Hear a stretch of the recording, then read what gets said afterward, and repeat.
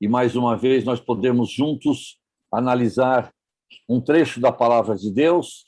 Hoje é a nossa aula número 26, já temos feito um progresso aí nas nossos pensamentos dentro da Palavra de Deus, e hoje, mais uma vez, nós queremos apresentar uma mensagem de salvação.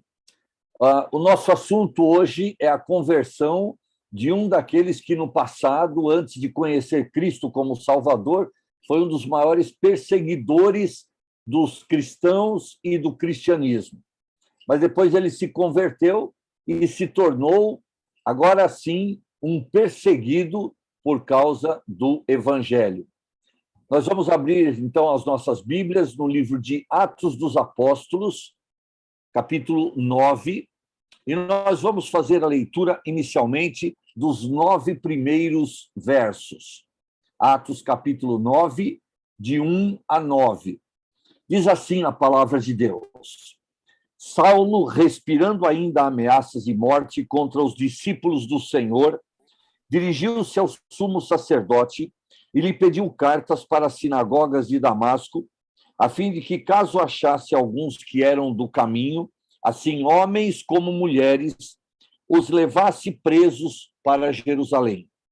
Seguindo ele estrada fora, ao aproximar-se de Damasco, subitamente uma luz do céu brilhou ao seu redor, e caindo por terra ouviu uma voz que lhe dizia: Saulo, Saulo, por que me persegues? Ele perguntou: Quem és tu, Senhor? E a resposta foi: Eu sou Jesus, a quem tu persegues. Mas levanta-te e entra na cidade, onde te dirão o que te convém fazer. Os seus companheiros de viagem pararam emudecidos, ouvindo a voz, não vendo, contudo, ninguém. Então se levantou Saulo da terra e, abrindo os olhos, nada podia ver. E, guiando-o pela mão, levaram-no para Damasco. Esteve 3 dias sem ver, durante os quais nada comeu nem bebeu. Nós vamos ler outros versículos, porque nós encontramos no mesmo livro de Atos, tanto no capítulo 22 quanto no capítulo 26, mais 2 relatos da conversão de Saulo, do encontro pessoal que ele teve com Jesus. E esses 2 relatos, capítulos 22 e 26, foram proferidos pelo próprio apóstolo Paulo, testemunhando a pessoas diferentes, em ocasiões diferentes, do seu encontro com o Senhor Jesus. Agora, antes de nós considerarmos propriamente o encontro de Saulo com o Senhor Jesus, eu queria considerar com vocês, em primeiro lugar, o fato de que aquele homem religioso, conhecedor das Escrituras, membro de uma seita judaica, a seita dos fariseus, zelosa e, como ele mesmo disse, irrepreensível quanto à prática dos ritos judaicos. Saulo, apesar de tudo isso, ele precisava experimentar 2 coisas para ser salvo que ele ainda não tinha experimentado. São elas: o arrependimento e também a fé em Cristo. Apesar de ser um grande conhecedor da Bíblia, apesar de ser um religioso, podíamos dizer até fanático, não é? Defensor incansável da religião judaica, Saulo não era salvo pela graça do Senhor Jesus Cristo, porque ele não tinha experimentado ainda arrependimento e fé em Cristo. E esses são os 2 passos que a Bíblia coloca diante de nós para que sejamos salvos. As 2 questões que devem ser preenchidas, satisfeitas por cada um de nós, para desfrutarmos da salvação eterna que o nosso Deus oferece ao homem pecador: arrependimento e fé em Cristo. Apesar de ser um religioso fanático, ele não tinha experimentado tudo isso. E para nós constatarmos que, como resultado daquele encontro, ele experimentou o arrependimento e a fé em Cristo, nós vamos considerar inicialmente Saulo antes de Cristo, isto é, antes desse encontro relatado no capítulo 9, quem era Saulo? Bem, diz o verso 1 e 2 que nós lemos que a respiração, o oxigênio de Saulo era o ódio que ele nutria para com os cristãos e que o levava a ser um perseguidor ferrenho dos discípulos de Cristo. E como diz o verso 1 e 2, ele se dirigiu ao sumo sacerdote e pediu cartas de autorização para que, mesmo fora do território de Israel, ele pudesse aprisionar cristãos que moravam na Síria, o país ao norte de Israel, para cuja capital, Damasco, então, ele se dirigiu. Ele respirava um ódio tremendo pelos cristãos. Nós lemos no capítulo 22 de Atos, no versículo 3, que ele foi instruído aos pés de um fariseu muito respeitado naquela época, próximo do ano 30 depois de Cristo, um fariseu chamado Gamaliel. Ele era um mestre da religião judaica, um mestre do judaísmo reconhecido, cuja fama tinha alcançado muitas pessoas, e Saulo, como queria ser instruído e educado no judaísmo, ele entregou-se, então, ao ensino dado por esse fariseu respeitável chamado Gamaliel. No capítulo 26 de Atos, versículo 5, nós encontramos também o fato de que ele próprio se tornou fariseu. E ele afirma, conforme a seita mais severa da nossa religião. Havia outras seitas, a seita dos saduceus, por exemplo, dentro do judaísmo, mas os fariseus eram reconhecidamente os judeus mais fanáticos pela religião judaica e mais devotos ao judaísmo e que, portanto, procuravam com mais zelo obedecer os ritos da religião judaica. Lemos também no capítulo 26 de Atos, versículo 9, que ele tinha ouvido falar de um tal de Jesus, o Nazareno, que havia sido crucificado. E quando ele foi crucificado, colocaram uma tabuleta em cima da cruz, dizendo Jesus Nazareno, rei dos judeus. E ele não tinha se encontrado pessoalmente com Jesus, mas ele sabia da crucificação de Jesus e ele relata no seu testemunho, no capítulo 26, verso 9, que na época ele se referia a Jesus como o Nazareno, isto é, aquele que veio de uma cidade muito pequena, insignificante, e, portanto, também devia ser insignificante, e, por isso, ele era desprezado pelos rabinos judaicos. O título Nazareno que deram a Jesus era uma forma de desprezarem e até de insultarem esse suposto líder religioso. Saulo era um inimigo ferrenho, não só dos cristãos, discípulos de Cristo, mas, sobretudo, do Senhor Jesus Cristo, a quem ele se refere chamando-o de Nazareno.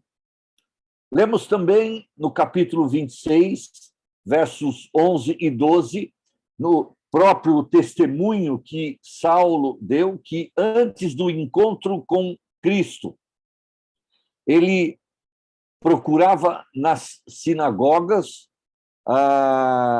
judeus, e quando ele sabia que eles eram cristãos, ele até os obrigava a blasfemar. E, demasiadamente enfurecido contra eles, até por cidades estranhas, mesmo fora de Israel, ele procurava os cristãos para persegui-los, para levá-los à cadeia e até para matá-los. E ele confessa que a ida dele para Damasco era com esta finalidade, encontrar cristãos, prendê-los e, se for possível, até matá-los. E ele confessa que ele tinha a autorização dos principais líderes religiosos judaicos para atuar dessa forma. A ideia que nós temos, então, falando de forma resumida, era alguém extremamente religioso, um fanático. Mas, apesar do seu fanatismo religioso, ele não era salvo, porque ele não só não confiava em Cristo como Salvador, mas ele ainda se constituiu um inimigo ferrenho de Cristo e dos cristãos, os discípulos de Cristo.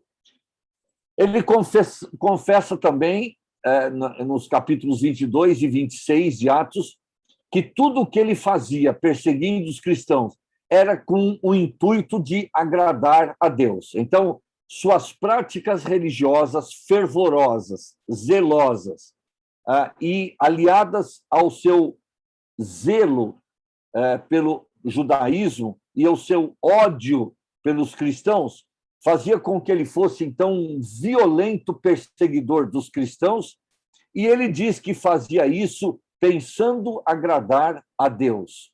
Sua religião, então, o traía e o enganava e fazia com que ele pensasse que, cumprindo os rituais da sua religião e perseguindo os cristãos, ele estava agradando a Deus. Estava enganado, estava iludido pela sua religião. Mas, sabem, nós vemos hoje em dia muitas pessoas atrás de uma religião, atrás de uma seita, atrás de uma igreja, e com isso estão iludidos, pensando ganhar a sua salvação. Quando nós lemos a carta aos Filipenses, no capítulo 3, a partir do verso 4, nós lemos o seguinte: o próprio Paulo, dando o testemunho do que ele era antes do encontro que ele teve com Cristo e do que ele fazia. Ele diz: bem que eu poderia confiar também na carne. Se qualquer outra pessoa pensa que pode confiar na carne, eu ainda mais. E o que ele chama de confiar na carne? O que era o seu pensamento que o levava a se iludir com a sua religião e que fazia com que ele pensasse que ele estava salvo? Bem, preste atenção agora naquilo que ele menciona que fazia parte da sua religião judaica, extremista, e do seu fanatismo religioso. Ele foi circuncidado ao 8º dia. Quer dizer, então, que os seus pais, desde que ele nasceu, o dirigiram para ser um praticante da religião judaica, e ele carregava a marca no seu corpo, que era a circuncisão, de que pertencia ao povo de Deus como descendente de Abraão. Ele era da linhagem de Israel, portanto, isto é, um judeu de linhagem pura. Ele era da tribo de Benjamim, e a Bíblia nos mostra no Velho Testamento que os benjamitas eram uma tribo de guerreiros valentes, e foi assim que ele se comportou em termos religiosos, defendendo o judaísmo com unhas e dentes, e por isso ele se tornou um ferrenho perseguidor dos cristãos. ele se diz hebreu de hebreus, ou seja, linhagem pura. Sua mãe era uma judia, seu pai era um judeu. Então, ele era de linhagem pura. Ele diz, quanto à lei, fariseu. E como nós já mencionamos no capítulo 26 de Atos, ele reconhece que os fariseus eram a seita mais zelosa no cumprimento da lei mosaica. Quanto ao zelo, ele diz, perseguidor da igreja. Em outras palavras, ele está afirmando que o fato de ele perseguir os cristãos, isso apenas era consequência do seu zelo pelo judaísmo. Ele considerava o cristianismo inimigo do judaísmo. Os cristãos, seguidores de Cristo, ele os considerava inimigos de Israel. E, portanto, ele os perseguia, movido pelo seu zelo pela religião judaica. E ele ainda acrescenta, quanto à justiça que há na lei, irrepreensível. Ele confessa que a sua prática religiosa era exatamente o que a lei prescrevia. Então, o seu zelo, o seu fanatismo o levavam a cumprir todos os ritos da lei judaica, da lei dada a Israel por intermédio de Moisés. Ele era um observador zeloso, cuidadoso, não deixando passar nada da lei para trás. Por isso ele se chamava, quanto à justiça que há na lei, irrepreensível. Bom, do ponto de vista humano, estas palavras nos fazem pensar que ele não só era um religioso, devoto, mas era um praticante zeloso da lei, alguém que não descuidava de nenhum aspecto da lei, que tinha um cuidado de levar uma vida de acordo com a lei mosaica. E é por isso que no verso 4 de Filipenses 3 nós lemos, ele podia confiar na carne, quer dizer, nas obras que ele tinha realizado, obras que estavam alinhadas com a religião judaica. Agora, é interessante que, apesar de tudo isso, ele não era uma pessoa salva. E eu quero me dirigir aos meus ouvintes nesta noite para lembrar a vocês que é possível ser um religioso, um fanático, zeloso praticante da sua religião, um devoto da sua religião. É possível ser tudo isso, como Saulo era, e não ser salvo, isto é, não ter a esperança da vida eterna, a certeza da vida eterna que só Cristo pode dar pela fé nele. Por isso, ele termina esse trecho da carta aos Filipenses dizendo: o que para mim era lucro, quer dizer, todas estas qualidades como religioso, fanático, devoto, perseguidor dos cristãos, tudo isso que ele julgava que era lucro, ele precisou mudar a sua maneira de pensar. E é isso que a Bíblia chama de arrependimento, porque todas estas qualidades boas ele considerou perda por causa de Cristo. Anteriormente, estas qualidades, do ponto de vista da sua religião, eram lucro. Mas quando ele se encontrou com Cristo, ele se arrependeu, isto é, ele passou a ter uma nova mentalidade, uma nova maneira de encarar.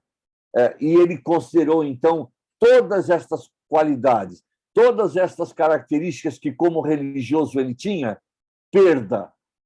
Porque ele enxergou algo muito mais sublime, muito mais elevado. E ele enxergou, na verdade, a única pessoa, não uma religião, a única pessoa que poderia lhe dar a salvação. E esse era Cristo.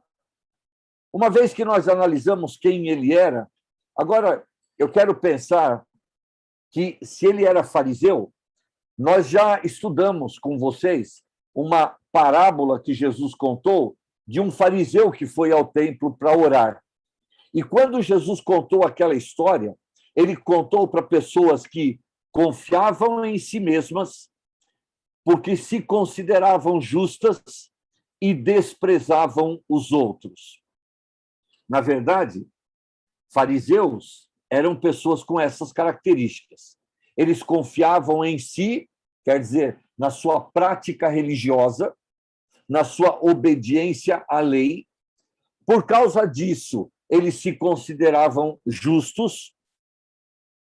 E quando eles se comparavam com outras pessoas, eles se achavam melhores que outras pessoas. E por isso eles desprezavam os outros. E, particularmente, Saulo desprezava os cristãos, porque não seguiam a lei mosaica, e os considerava inferiores, e por essa razão, então, ele os perseguia com um ódio cruel, tentando pô-los na cadeia ou até matá-los, se fosse possível.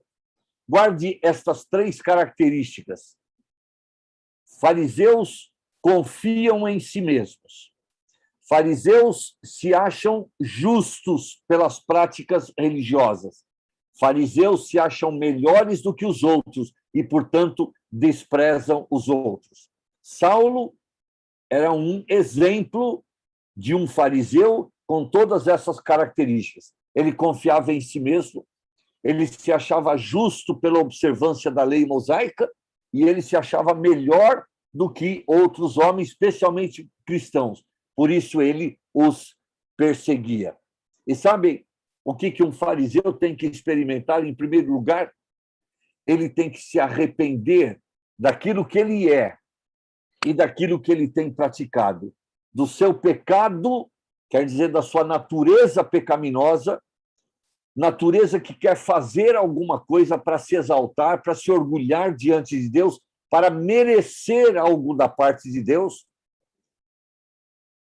E ele também tem que se arrepender dos pecados que ele pratica, que essa natureza pecaminosa o leva a fazer. Agora eu queria pensar com vocês no encontro pessoal que Saulo teve com Cristo. E eu quero pegar 2 versículos no capítulo 22 de Atos e pensar 2 perguntas que Saulo fez para Cristo, aquele que lhe apareceu no caminho de Damasco, aquele com quem ele teve um encontro pessoal. A primeira pergunta nós encontramos no capítulo 22 de Atos, versos 7 e 8.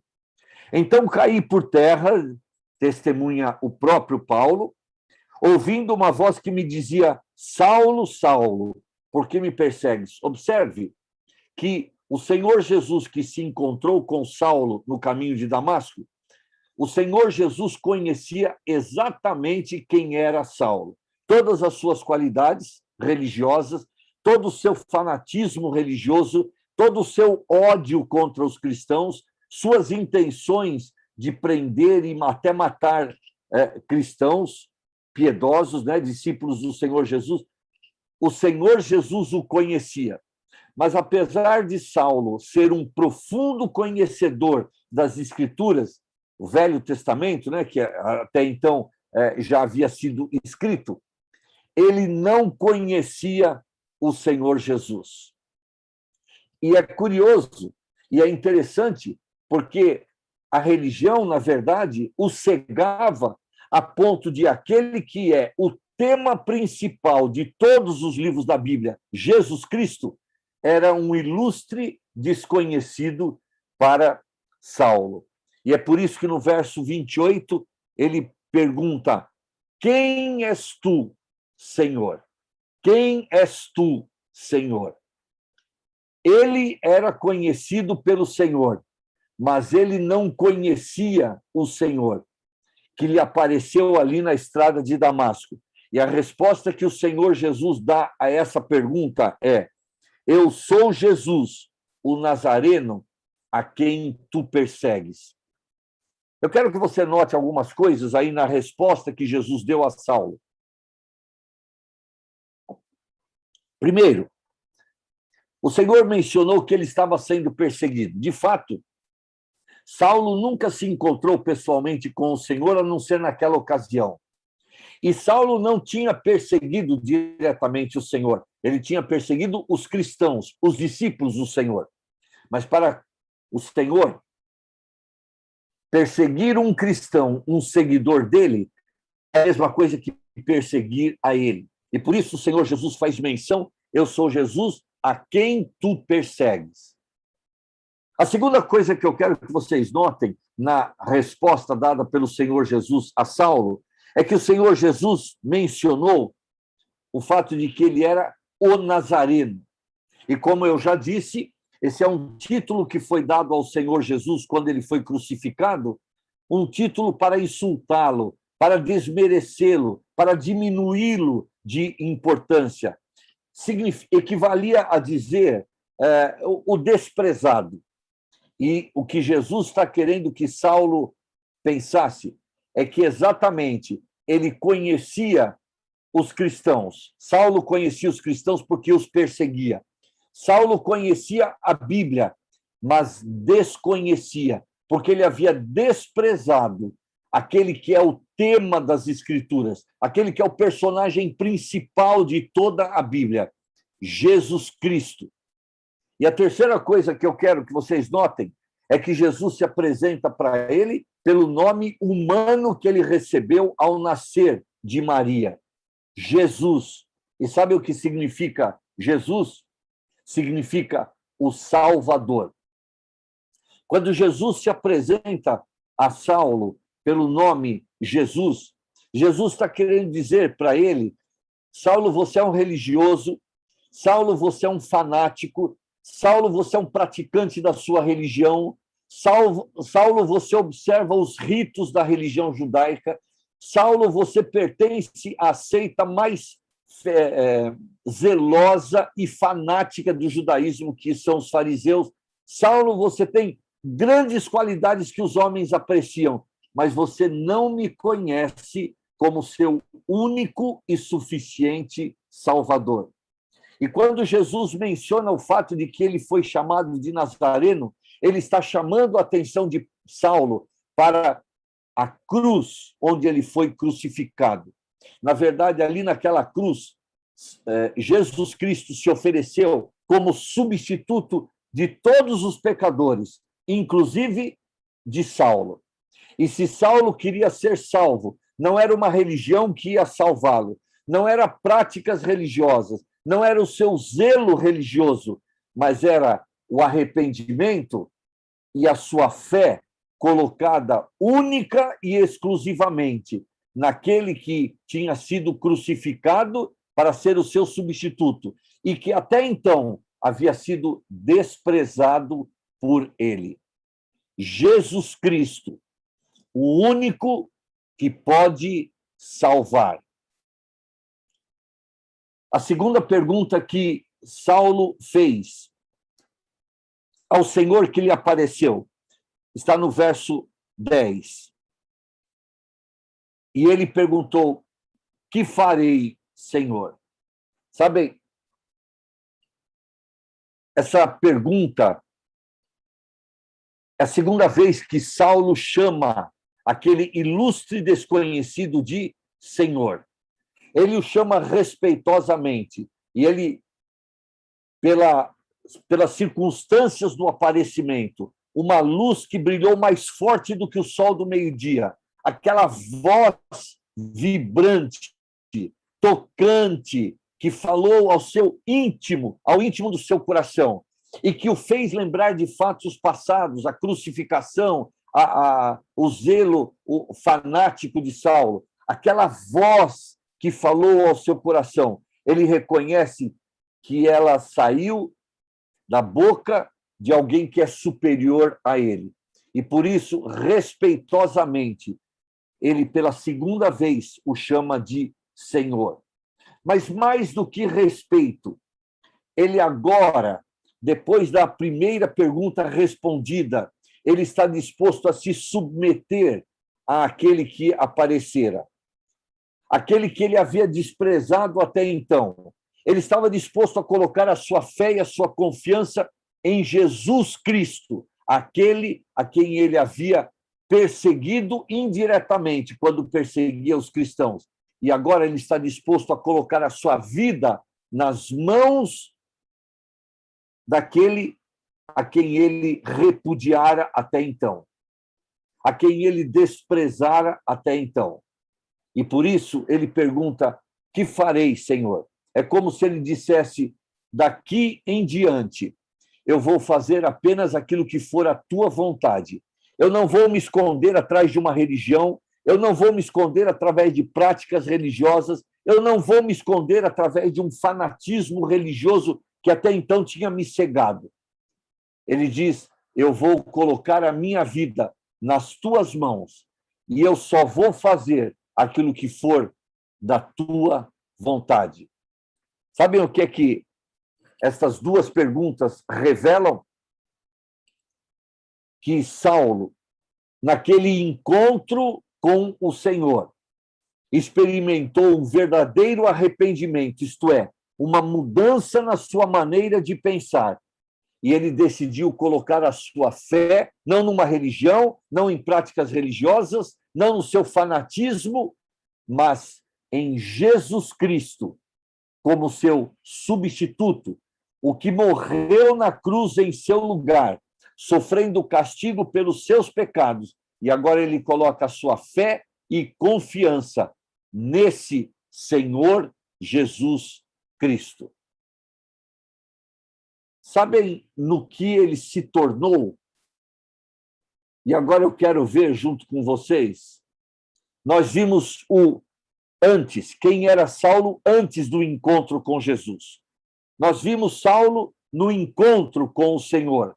Duas perguntas que ele fez e que foram fundamentais para que ele experimentasse o verdadeiro arrependimento e colocasse a sua confiança, a sua fé no Senhor Jesus. Mas agora eu quero ver com vocês quem foi Saulo depois do encontro com o Senhor. No que ele se tornou. No capítulo 9 de Atos, nós lemos no verso 15 que Deus apareceu falou a um dos discípulos do Senhor Jesus ali em Damasco e falou para Ananias, esse servo do Senhor que morava lá, procurar por Saulo na rua direita, na casa de Judas, e Saulo estaria orando lá. No primeiro instante, Ananias ficou assustado, dizendo: Senhor, ele veio aqui para Damasco justamente para prender e matar os teus discípulos, e agora o Senhor me manda ir ao encontro dele. Notem o que Deus responde a Ananias, porque esse agora não seria mais o Saulo da vida velha, mas uma vez que ele se arrependeu e colocou a sua fé em Cristo, a sua vida mudou de uma tal forma que ele agora seria uma nova criatura, ele seria um outro homem e levaria um outro estilo de vida.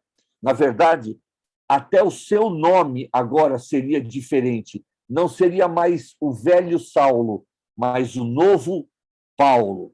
Diz o versículo 15, o Senhor dizendo a Ananias: vai, porque este é para mim um instrumento escolhido para levar o meu nome perante os gentios e reis, bem como perante os filhos de Israel. É interessante que, na vida velha, ele tinha perseguido os cristãos para evitar que o evangelho da graça de Cristo fosse anunciado pelos cristãos. Mas agora, Deus tinha um plano para ele, e era torná-lo, ele próprio, um instrumento usado por Deus, escolhido por Deus, para a pregação do evangelho. Que mudança tremenda!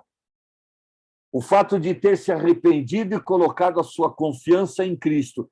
Que mudança radical Saulo experimentou. Um instrumento escolhido por Deus para a pregação do Evangelho. Leia o verso 16. Pois eu lhe mostrarei quanto lhe importa sofrer pelo meu nome.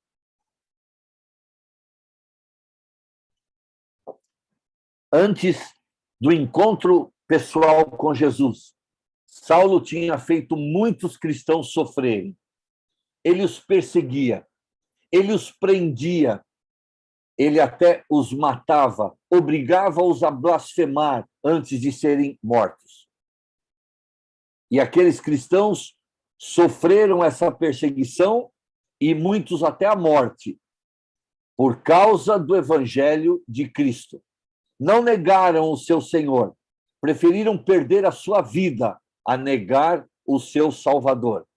E Deus falou a Ananias que na vida velha Saulo fez muitos cristãos sofrerem, mas agora na vida nova ele sofreria por causa do evangelho. Na vida velha ele perseguiu cristãos. Agora que ele se tornou um cristão na vida nova, ele seria perseguido. De perseguidor a perseguido.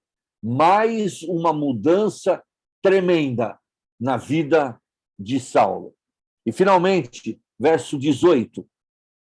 Quando Ananias entrou na casa de Judas, na rua direita, na cidade de Damasco, e encontrou com Saulo, imediatamente lhe caíram dos olhos como que umas escamas e tornou a ver. Ele tinha ficado cego por 3 dias, nós lemos lá no verso 9. E nesses 3 dias não comeu e nem bebeu. Ele ficou pensando no significado daquela visão, daquele encontro que ele teve com Jesus. Ele pensou em tudo aquilo que ele já havia feito contra os cristãos. Mas agora ele tem a sua visão recuperada. E em seguida, verso 19, depois, verso 18, a seguir, levantou-se e foi batizado. E segundo a palavra de Deus, o batismo do cristão é uma identificação com Cristo na sua morte, no seu sepultamento e na sua ressurreição. Ou, em outras palavras, quando alguém que crê no Senhor Jesus Cristo e depois de crer, essa pessoa é batizada, ela está dizendo: Cristo morreu pelos meus pecados, eu morri para a vida de pecado. Segundo, Cristo foi sepultado depois de ter sido crucificado. Eu vou sepultar a minha velha vida com a velha maneira de viver. Tudo isso vai ficar para trás. E terceiro, quando um cristão sai da água depois de ter sido mergulhado, ele diz: Cristo ressuscitou, para a glória de Deus Pai. Eu quero viver uma nova vida para a glória de Deus Pai. É como se o cristão tivesse morrido para o pecado, para a velha vida, e ressuscitado para uma nova vida que agrada a Deus. O batismo era um ato público de que confirmava o fato de que Saulo agora era um verdadeiro cristão e ele estava identificado com Cristo. Bem, para terminar a nossa meditação, eu quero ler com vocês um versículo que está na segunda carta aos Coríntios, capítulo 5, verso 17. Mais tarde, o próprio apóstolo Paulo escreveu esta carta aos cristãos que moravam em Corinto, relembrando o seu passado e comparando o seu passado antes de Cristo com a sua vida depois do encontro pessoal com Cristo. E Paulo agora podia dizer: e assim, se alguém está em Cristo, isto é, se alguém já se arrependeu dos seus pecados e colocou a sua fé, a sua confiança em Cristo como seu substituto ali na cruz do Calvário, se alguém já fez isso, essa pessoa nasceu de novo. Portanto, é uma nova criatura. E Paulo diz: as coisas antigas, quer dizer, a vida velha, tudo isso já passou, ficou para trás. Deus passa uma borracha na vida velha. E é como se nós nascêssemos de novo. Nascêssemos agora na família de Deus, pela fé em Cristo. E agora nós temos, daqui para frente, uma nova vida para ser vivida, uma vida que agrada a Deus, ao contrário daquela vida anterior, que era uma vida de pecado, de longe da vontade de Deus, uma vida que desonrava a Deus. Bem, terminando a nossa meditação nessa noite, eu quero perguntar a você que está me ouvindo nesta noite. Você já é uma nova criatura em Cristo? Já se arrependeu dos seus pecados? Já colocou a sua vida, a sua fé em Cristo para viver uma nova vida a partir de hoje?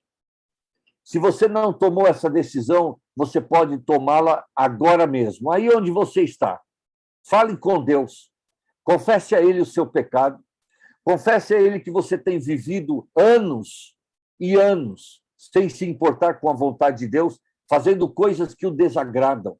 Confesse a Ele que você é um pecador e que reconhece que está condenado, indo para o fogo eterno, mas que hoje você se arrepende dos seus pecados e você coloca a sua fé em Cristo, não numa religião, não em práticas religiosas, não num fanatismo religioso, nada disso salva.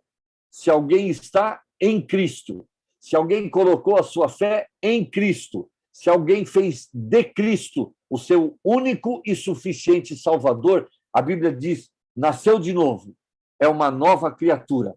E isso pode acontecer ainda hoje, na sua vida, se você ainda não tomou essa decisão. Faça hoje. Faça hoje. Confesse Cristo como seu Salvador, como seu substituto, e comece a viver hoje, daqui para frente, de hoje em diante, uma vida nova que agrada ao nosso Deus. Que Deus abençoe a sua palavra e que o Espírito Santo possa aplicar esta palavra a cada coração nesta noite, para a honra e glória do nosso Deus. Amém.